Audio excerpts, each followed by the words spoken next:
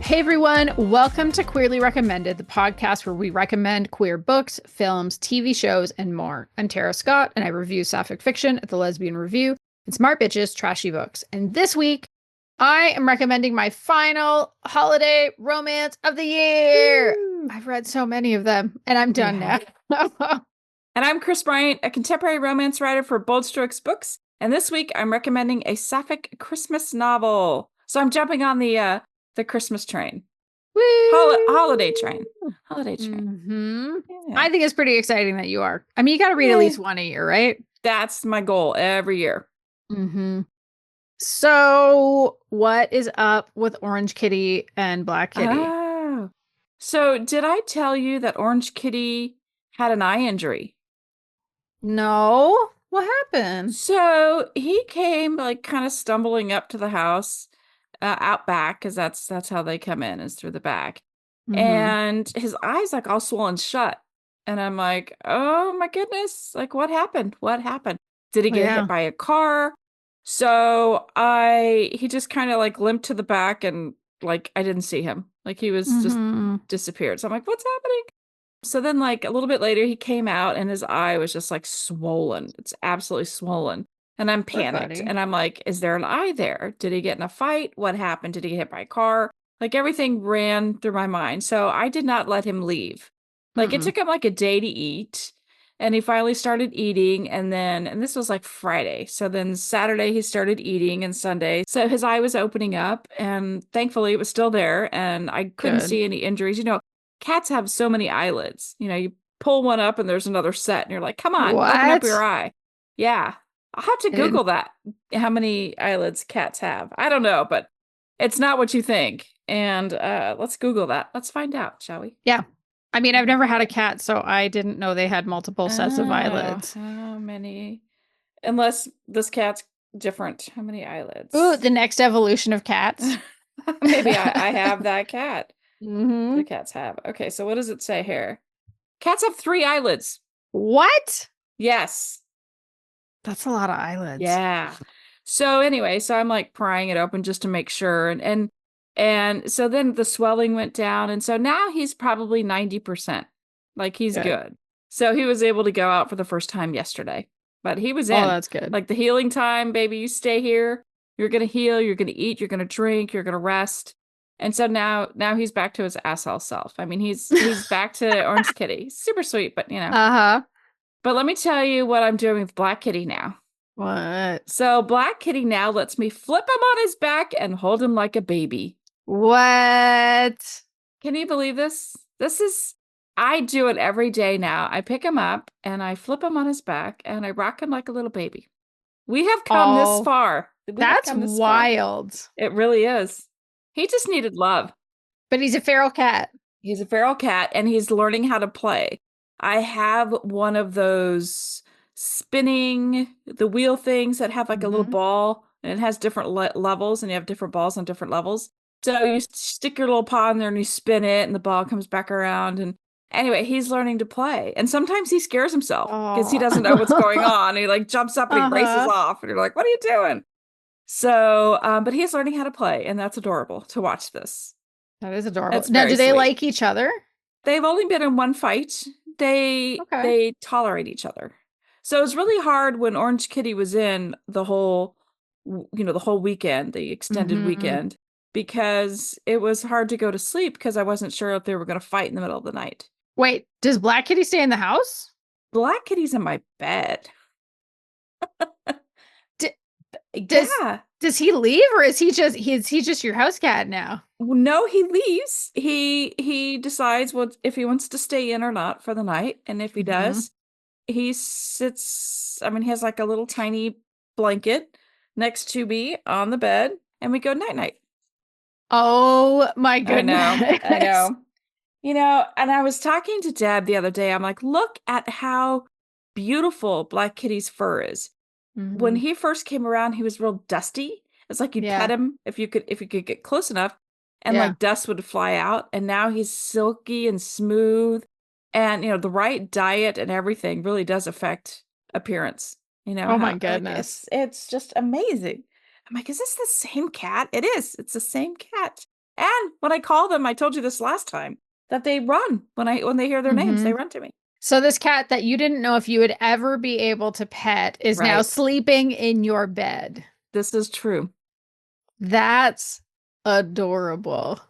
Yes. So I didn't get the 2 bonded kittens that I wanted for Christmas, but I have something better. I have stray cats that maybe are stray, maybe are somebody else's cats, but if they're not missing them, then they're mine.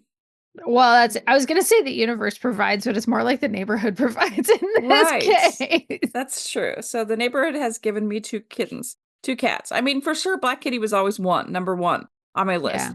I mean, Orange Kitty's adorable. He is right here on the bed with me. But he's a little, I don't know what happened, because he's a little bit more reserved when it comes, he's not as lovable as he used to be. So I really don't know what happened. I don't know what his story is. So he's a little bit more skittish now, but he'll get back there. He'll get back. Yeah, once he heals. Yeah, I think so. So what about you? What's new with you? Oh, I forgot to talk about Secret Santa. Scratch that. Oh. So what else is going on with you? So next week starts Secret Santa. Okay. And I have the one person who irritates the living shit out of me. So this is at work? So this is at work. And here's the deal. I actually traded with somebody for him because I had the same person I had last year. And I was like, that's boring. I don't want to have the same person. So one of the girls who used to be on my team, she's like, hey, do you want to trade? And I'm like, okay, sure. And so I was like, oh, it's this guy. And I'm like, come on. All right. So, and it's the guy that I had the really bad day with today. So I was going to say that I'm done with Secret Santa, but I'm also doing it on my Patreon, and that's where all the love is. That's where we have fun. I actually have to mail out my presents tomorrow, but like, that's so much fun.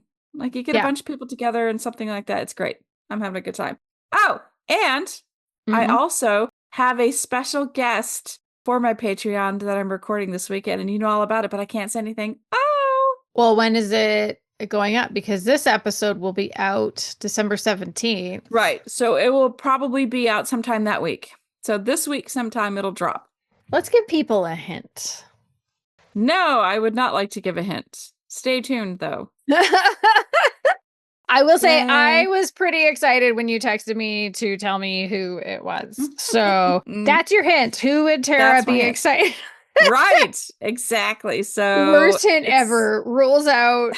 Not as many people as it should. Well, I can say a famous musician.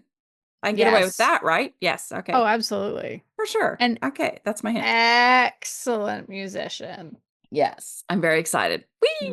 Okay, so that is new in my life. What's going on with you? What have you been doing?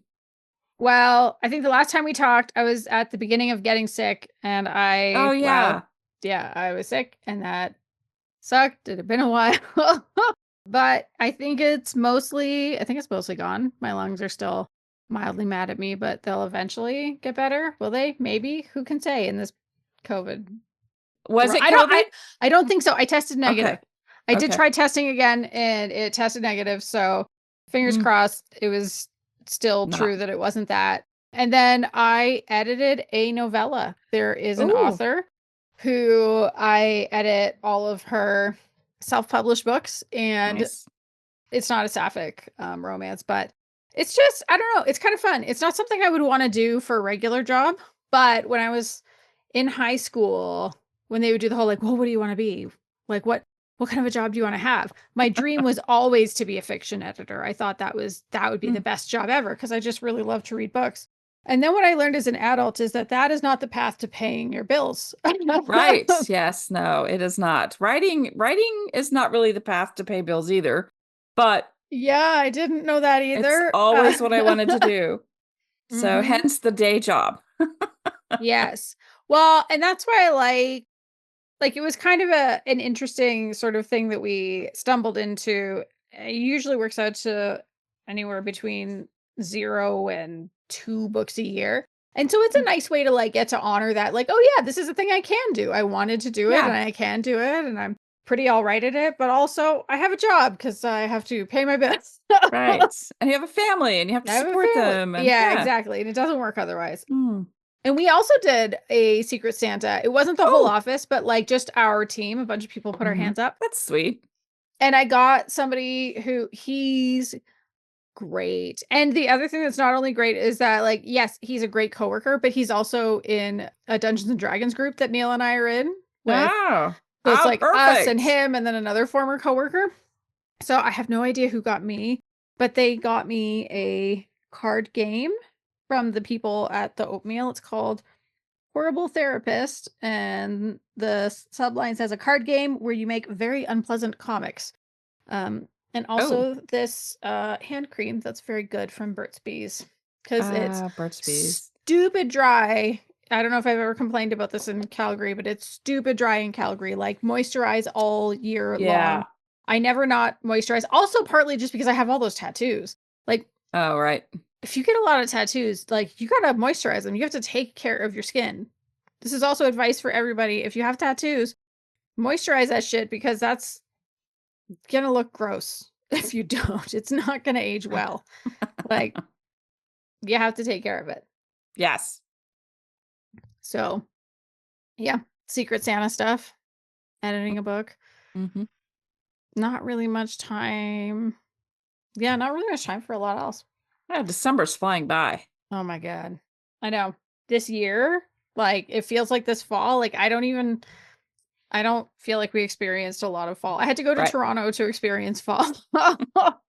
Yeah, and then you came back to cold. You left for cold, went to fall, came back to cold. It came back to a foot of snow, very cold. Jeez, that's horrible. Yeah, but the snow all melted, and that's okay.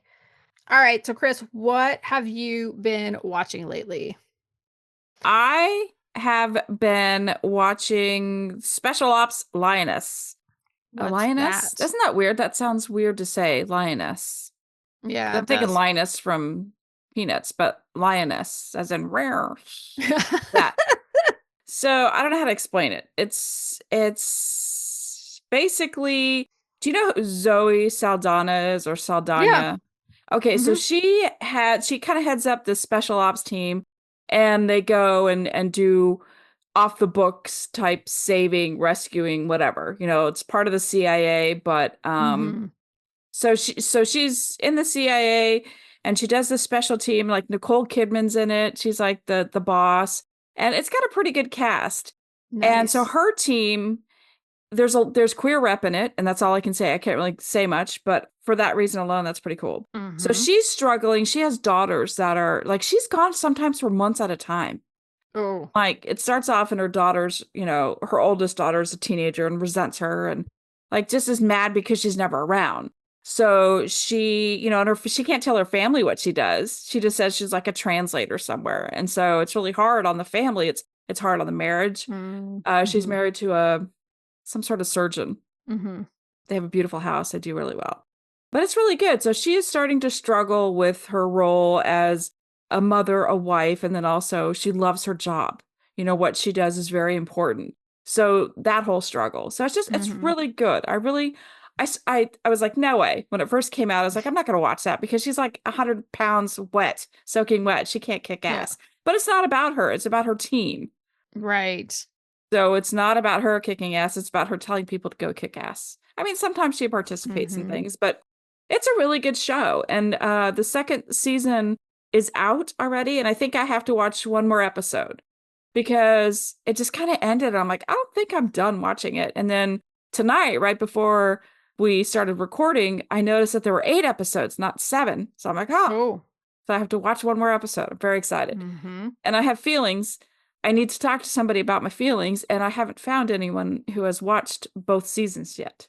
All right. Well, there you have it. If you have watched it, you should find Kris on one of her socials. I am not a parent, but I have issues, and I need to talk to somebody who has seen this. So anyway, I have been watching that. And I have been watching all the Christmas movies, every single one of them. Every one.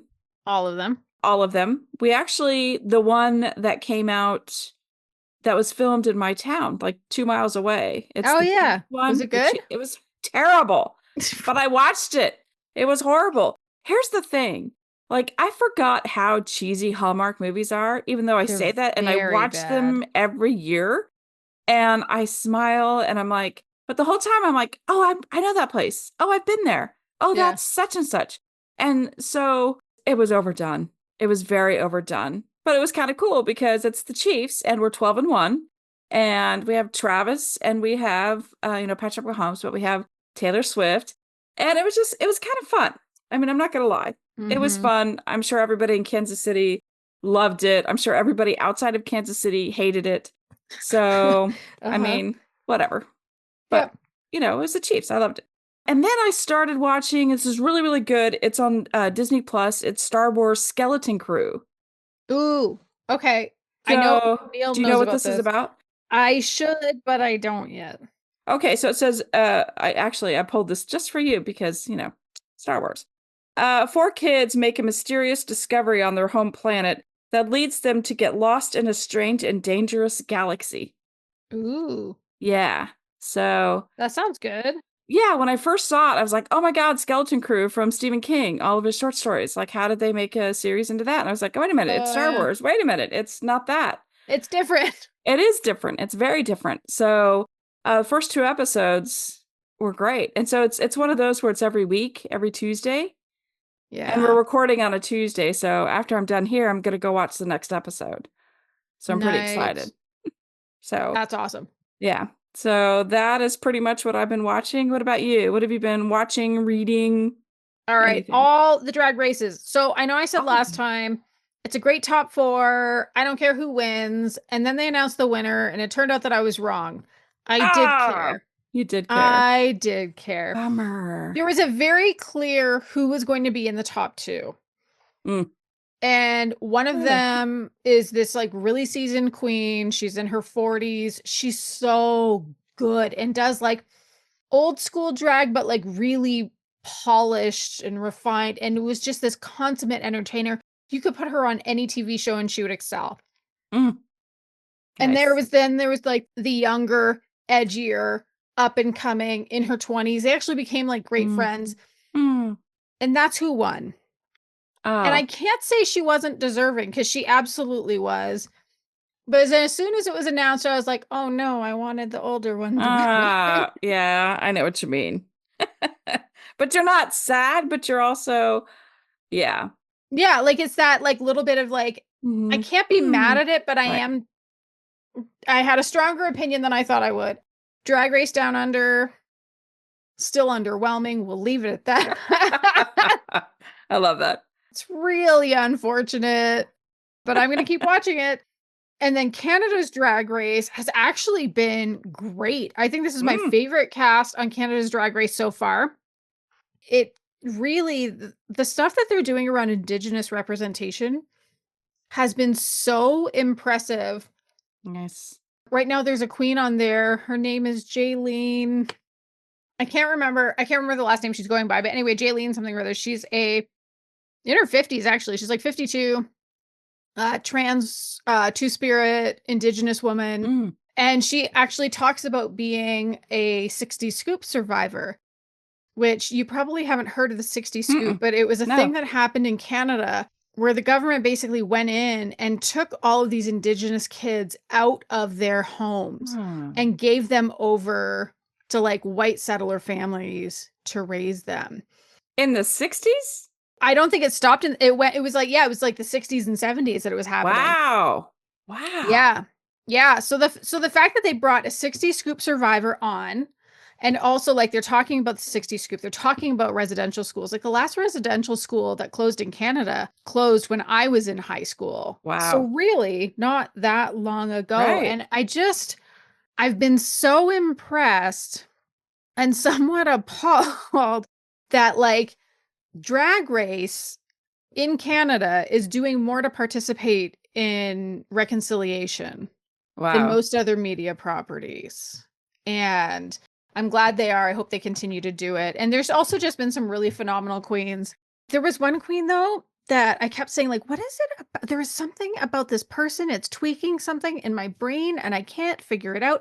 And I watched the third episode yesterday and I went, oh no, I know what it is. And it's this, she reminds me of one of my old bosses. Like just looks Oh. like a much younger version of somebody that I reported to a couple of workplaces ago, which is fine, right? Like it's fine. It's just, Mhm. it's a bone structure thing. It might be a little bit of a makeup style under the lights kind of thing. But there was just something where I almost was like, oh, I know who it is. And then I was like, who am I going to tell?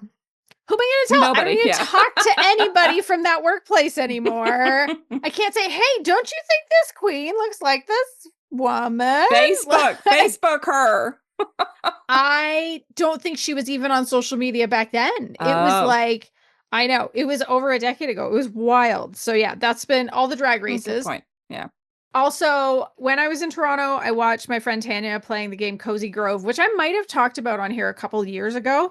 And I was like, oh, I need to play Cozy Grove again. There is some downloadable content for it. And it's been so fun. It's this game where you're like a little, you're a scout, basically, like a boy or girl scout or whatever. Mm-hmm.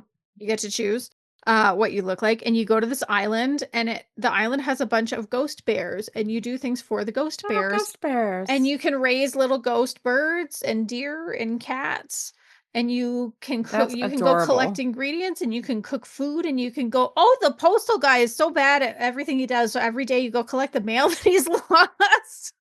Like That's it's hilarious. It's really cute and it's really sweet and it's zero stress. And there's really only about an hour's worth of gameplay a day. They also cap out really like what you can do in a day. So it's not like other games where you can sit and just pound through all day if you want. Yeah.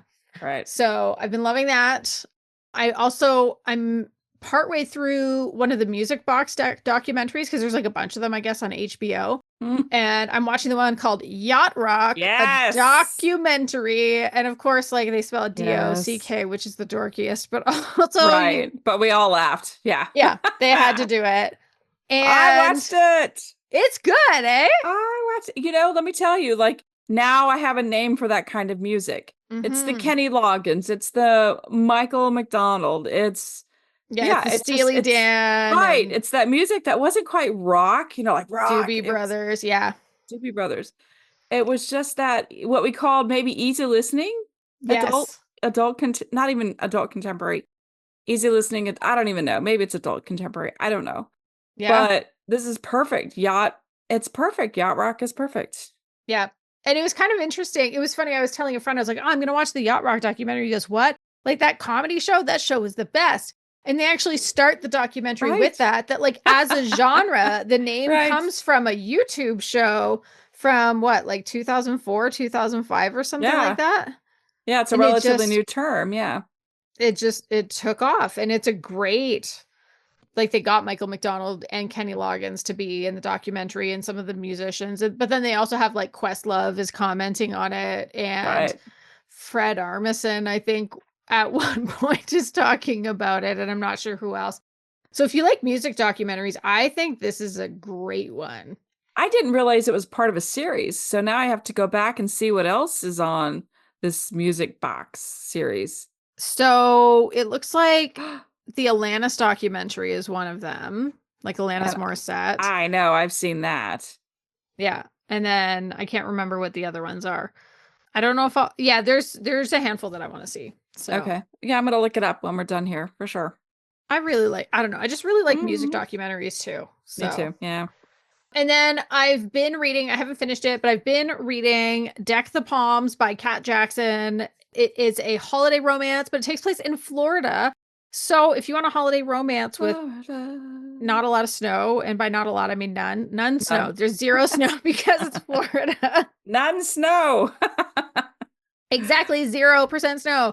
So it starts from the perspective of Allison. Allison has moved to Florida. Her grandfather left her a house. It needs a ton of work, but she thinks, she could really turn it into, she came from Portland where she was part owner, founder, whatever, of a really successful coffee shop.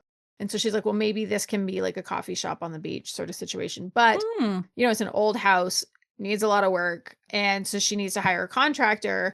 And at the same time, she also needs to be single for a while because she keeps track of all the mistakes she's made. She actually has these like papers. It's like her big mistake list. that she brought with her from Portland. And some of the mistakes on there are women. And so she's like, no, I need to be single, which is a problem because her contractor, Drew, is very hot. Hmm. Although it turns out Drew also needs to be single for a while. I don't know why. I'm still at the part of the book where it's like reasons. I'm assuming it's because of a woman. I might even have a sense of which woman it's because of, but I'm not fully sure yet. So Drew has built her business as a contractor, but her biggest competition is actually her family. It is the family business, and she's like, no, this is not what I want to do. She has a really bad relationship with her dad. She has a good relationship with her mom. She has a buttload of siblings, most of whom work for the family business. But the one person who brings her joy is her grandmother. And so Drew has her grandmother. Allison is renting a tiny home on the property of another, she seems to be elderly, like she's in her 70s. And she doesn't live in the same nursing home as Drew's grandma, but they're good friends. And they kind of meddle a little bit. Because they say, hey, you two, you need to plan the holiday festival for this nursing/retirement home. And they're both like, the fuck? So where I stopped was kind of right at that the fuck mark, where they're like, what do you mean we have to plan a festival? We have things to do, jobs, trying to figure out what to do with the house. I really enjoyed everything from Drew's perspective. I think there's something, she has that like dark, mysterious brooding. Oh, yeah. But she's very good to her nieces and nephews. So, when they're good with the kids, they have a good heart. Yeah, that's true. Serious. The kids and animals. That's how you always know. Yes, the kids and the animals. And the kids, the animals, and the grandma. How do they treat their grandma? She lights up around her grandma. Come on, she's a good person. I will say I am finding Allison a little harder to connect with at this point. She knows she needs to make better choices, and she's sometimes making them, and sometimes she's really not making them. I don't think she's supposed to be an overly sympathetic character at this point anyway, though, so I think that's fine. I get the feeling that she's going to have I get the feeling she's going to have like a lot of changes and like shifts in priorities, and like as she and Drew get together, she's going to have that big arc, and it's going to be, really beautiful. So I'm looking forward to seeing how that goes. And I mean, what's not to love about a meddling grandma, right? See, yes, meddling grandmothers. It's either they're meddling or I kill them off. I mean, one or the other. Terrible. I still get hate mail for I had nothing to do with grandma's death. I had nothing to do with it. Except for the writing I didn't murder her or anything. She just died peacefully. Like it was just one of those things. She went to sleep and never woke up. And I still get hate mail for that. Oh, I don't doubt it. Yeah. So anyway, but meddling is better. Meddling is better. Meddling is, yes. All right. What is your official recommendation this week? So, as we mentioned earlier in the podcast, that I really only have the time to read one Christmas book. And I knew that this was the one I was going to read ever since GCLS back in July when I first heard about it. So my official recommendation is a book by E.J. Noyes called Merry Weihnachten. And that's why you had to be the one to officially recommend it, because I can't pronounce half the title. Also, I didn't read it, but. So I will read the blurb, and I actually did get pronunciation keys from EJ on just the character names because I was unsure. Yeah. So the synopsis is Evangeline Phillips isn't exactly a Grinch, but being estranged from her parents means Christmas is just another day for her. But when Evie meets her new neighbor, her hot, kind, and blessed with the sexiest accent Evie has ever heard neighbor, she thinks it might be just the thing to help her get her past the holiday season. Annika Meyer isn't really running away, but when there's a job opening in the United States, it seems like the perfect time to leave Germany and start fresh, even if it's only temporary. It's just a pity that she's missing out on the most important holiday, Christmas with her family. Fortunately, Annika's cute new neighbor is exactly the distraction she needs. It's kind of like a meet cute first chapter. Evie is it for me. Like, this book could have just been about her. I love her character. I love everything about her. She's like wicked smart. She's from Boston. That's why I said wicked. She's sexy. She's rich. She's funny. She has a really dry sense of humor. And I really did fall in love with her in the first chapter. You know, the humor is spot on and absolutely priceless. And her niece Chloe is 12 years old. She's very sweet, but she's right on that edge. She's teetering on that edge of teenage snark, you know, where they're like starting to push back a little bit. Yeah. I You live know with very it. well. They're 13 yes. now, but yes, I live with it. Yes. And her brother-in-law Pete it's her high school best friend marries her sister. And that like he's just a sweetheart. And it's just that whole dynamic is very, very sweet. And I could just read a whole book about them. Literally, I could. There are several layers to her, and I really did enjoy like peeling them back and exposing her more, learning like her strengths and her flaws and why she's the way she is. And that alone is worth the read. Ooh. Like I could just, like I said, this whole book could just be about Evie and I would be fine. So when she meets her neighbor, Annika from Germany, you know, it's like I said, it's such an adorable meet cute. And both are completely attracted to each other, but they decide not to have a relationship because Annika isn't sticking around. The contract she has signed within her company is only for 1 year. So she doesn't want to start a relationship knowing she's going to leave. And Evie thinks she's broken. She herself is broken and she doesn't think she deserves love or a relationship. So they just decide, hey, it's Christmas. We're both kind of on our own. Let's combine our traditions and have Merry Weihnachten. They thought about saying Frohe Christmas, but that's hard to say. So Merry Weihnachten is certainly a lot cuter and it just sounds better. So here's what I liked about this. Like it's a combo of both German and American traditions. And I really enjoyed the mixture of the cultures because that's exactly how I grew up. My mother was German, so she brought over her traditions, her family traditions, and we practiced that. And we also practiced my dad's American traditions. So it was such a joy to read this book, to go back and, oh my gosh, that's right. We used to do that, or we still do this. So it was just very sweet. It was a very nostalgic book for me in that aspect. Like someone wrote a book for you. Right. And I'm like, that's so thank you, cute. EJ. Really, it really is. There is a lot of cross traditions. There's a lot of German words. And I know a lot of them are hard to say, and maybe a lot of people will brush over the words. But just the whole tradition, and it's a very low angst, sweet Christmas love story is what it is. Annika, I didn't totally love her, the love interest. I wasn't the German. I'm German, and you would think, you know that. But yeah, it's Germans. We know other Germans, but it really she was okay. I just, you know, I loved Evie so much and everything about her, and like the humor was great. And the first chapter will reel you in for sure. The first chapter is spectacular. Dialogue, just how they meet, how she is with her family. It's just it'll reel you in, really will. Yeah. They kind of started their attraction and they said, we can't, but can we? Should we? I don't know. Maybe. Is it insta love? I don't know. It was a feel good book and it was my Christmas pick this year. And I am glad I read it because it was very cute. There was a lot of food in this book, a lot of eating, a lot of drinking, a lot of Christmas tradition, and a lot of sex. There was a lot of sex in this book. Just FYI, it's very spicy. Right. It's a very spicy Christmas book. There you go. Boom. You're welcome.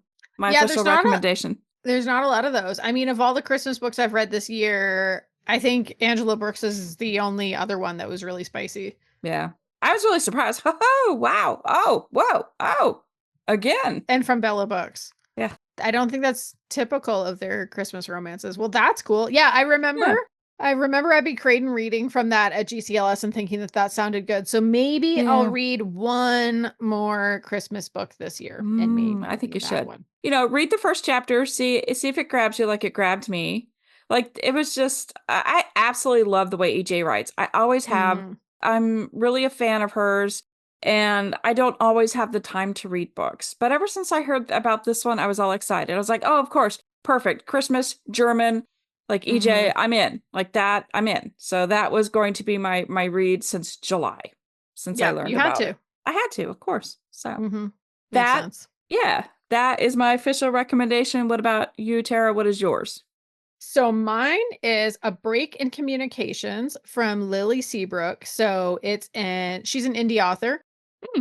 And Anna Preston, it starts from her perspective, and she is so determined that she is going to get promoted. She is going to get this communications director gig. The only real thing standing in her way is Lucy Masters, who is her coworker, and also it's kind of like they're both vying for this role. Anna can't stand Lucy. She hates her so much.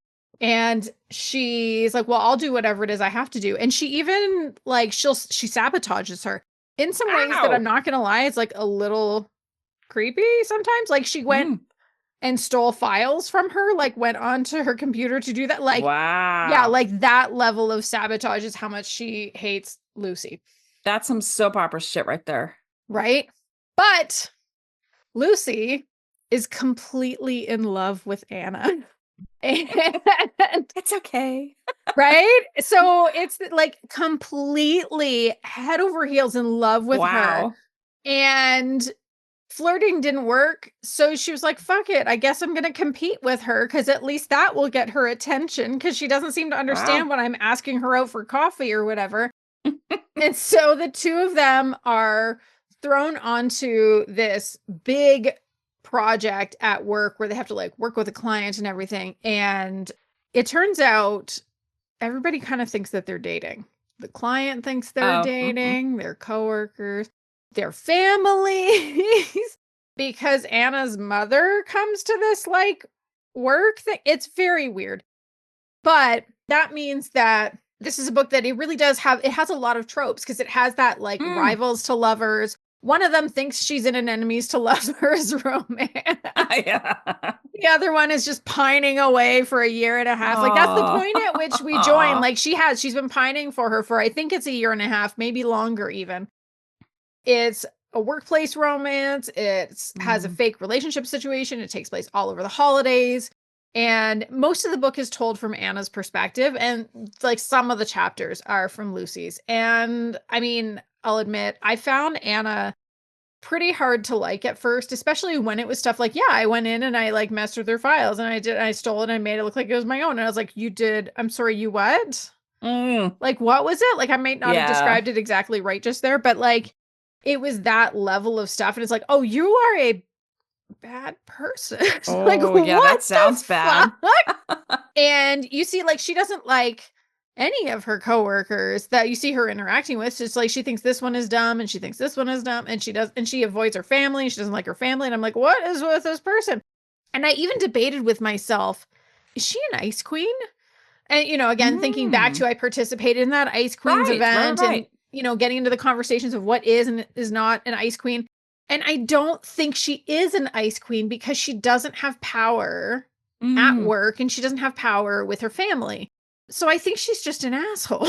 Yeah. Really. Like at the end of the day, like she's not a great coworker. She's very good at what she does. She's very Mm. skilled at what she does. And yes, she wants to get to like that particular job, but she would be difficult to work with, even if all the My people who work God. with her haven't quite figured it out yet. Sounds like me.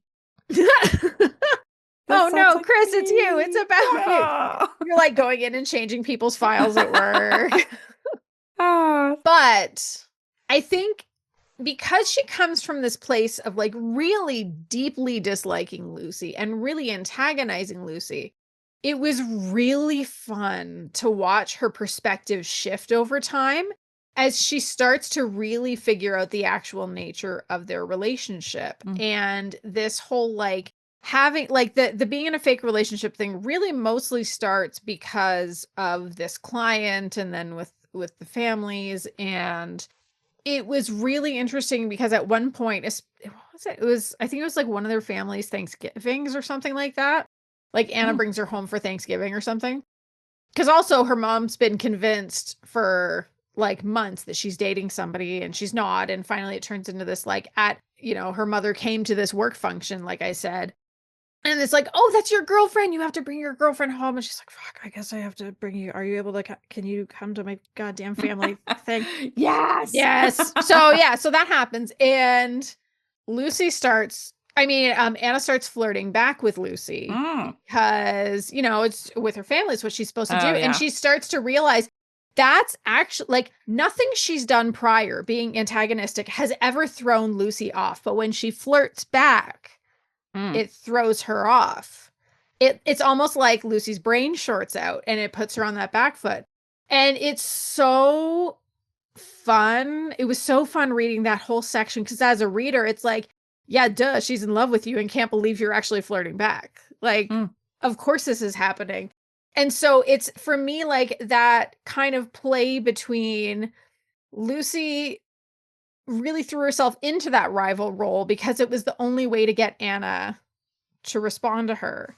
And Anna flirting with Lucy because it was the only way to throw her off. And so somehow in the middle of all of that mess, a relationship develops that's actually like it's quite cute and I think pretty fun. There were a couple of elements that I'm going to say didn't work the best for me. I still absolutely recommend the book, but I also feel like it wouldn't be right to not bring them up. And so the first is I don't know what the fuck is up with Anna's family. Like they just the total lack of boundaries, the way I would lose my shit if my parents showed up at work events where I told them don't come. This is a work event. I'm an adult. Like this character is 32 and her family is just like beyond her sister showing up to try to pick somebody up. Like it just I thought was a bit that's weird. Yeah, it was weird. It was too much. And I also the sex scenes in certain ways didn't work for me. Like the sex writing itself I think was pretty hot, but at the same time sex writing always has to do something, whether it's a contemporary romance, an erotic romance, or erotica. Like it just there is a function that it needs to fulfill. And in the case of a contemporary romance, it really needs to be part of developing the relationship. And perhaps also you see some character development as a result. You know, when I think about View from the Top by Rachel Lacey, she has a 2.5 chapter sex scene near the beginning of it. But like, you learn a lot about these characters by seeing them take roles in the bedroom that they wouldn't normally have taken any other time. And so for me, that's an example of like really kind of successful. In this case, it felt more like the sex was there, but I didn't feel like it propelled the relationship or the character development. And it especially didn't work for me because the whole vibe of it didn't fit with the vibe of the rest of the book, which I think is also important, right? Like there needs to be, like if you take the sex scene out, like it needs to fit the tone of the rest of the book. Right. And I don't feel like it did that. But I really enjoyed seeing how much Anna changed from this, like, I kind of like whatever you want to call that she was at the beginning of the book. Asshole. Yeah. Yeah. But to at the end of the book where her priorities have changed, her perspective has changed, and she's trying to do, she's still kind of a little bit of an asshole in certain ways. She still does some things at the end where you're like, well, she didn't have a full-on personality transplant. Yeah, sometimes it doesn't work. But she did do, by being in this relationship with Lucy, she did change in ways that were really positive, and they end up in a place that's really positive. So yeah, I think A Break in Communications by Lily Seabrook. I honestly, the biggest endorsement that I can give it is that I had a really hard time putting this book down. Right. It's like there were a couple of nights where I should have gone to bed sooner, and I did not because I had such a hard time putting it down. So did I have issues with it? Yeah, a couple, which I just got into, but at the same time, no regrets. Read it, would read it again, might actually read it again. And definitely, like, if you like fake relationship romances, especially if you love the idea of like, I hate you, but I love you, like that. So can you talk about why she hated Lucy so much? Or do we ever find out? Or is it just like chemistry thing? Like walls are up or Oh, that's a great question. I don't think it's something that I can super easily answer, but Okay. I think even her own conclusion in the book is like, oh no, I was attracted to her a lot sooner than I even realized. Like, there's Wow. kind of Mhm. that. I don't think she was doing that in the same way that like a boy would push a girl in the schoolyard or anything like that. But I do think there was a little bit of like yes, you clueless lesbian. You don't understand that this person is in love with you, and you don't even understand. Like, I think it's a lack of emotional awareness. Mhm. And I think that is something that she builds over time. I mean, the bigger question I have is why Lucy was in love with her in the first place when she Oh, right, because she's not very nice to her. yeah. But I mean, don't we all have that one crush and you Mm-hmm. overlook their flaws like, oh, Yeah. but it's okay because blah blah Yeah. blah. Or she did this, or yeah, yeah, we all have that person. Yeah. And in Oh this yeah. case, she got her happily ever after with that person That's in a true. way that like it works Worked, and yeah. it makes sense and I'm happy for them and I don't feel because there are occasionally times where you see that sort of a dynamic in a book and you're like, they better go get therapy later because I'm not. It wasn't like that. I didn't feel like they needed to go get therapy or anything like that. I was just very happy for them at the end. Good. So yeah, a break in communications. Go get it. It's cute. That is all for this episode. Thank you so much for joining us. If you've enjoyed it, please make sure you subscribe on your podcast app. And if you have a friend that you think needs a couple final Christmas romance recommendations, please send them the link to this episode. If you want to support the show, we have links in our show notes to our coffee and our newsletter sign up. Or if you want to connect with us on your favorite social media sites, we have links in the show notes for that too.